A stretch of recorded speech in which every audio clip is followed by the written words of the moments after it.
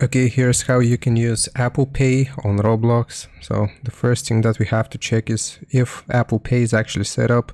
So go to your settings and just search for Apple Pay, and it's going to take you to your wallet and Apple Pay. So here, make sure that you have set up Apple Cash or Apple Pay and that you have a card added.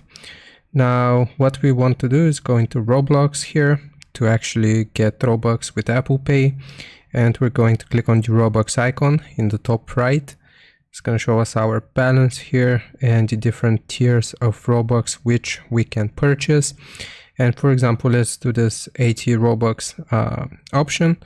Once you select the amount here, it's going to load up the purchase and it's going to calculate it in your country's currency. And if you double click here to the side on the button, then on the power button, then it's going to actually use Apple Pay to pay for your Robux. So I hope this helps. Leave a like and sub, and I'll see you next time.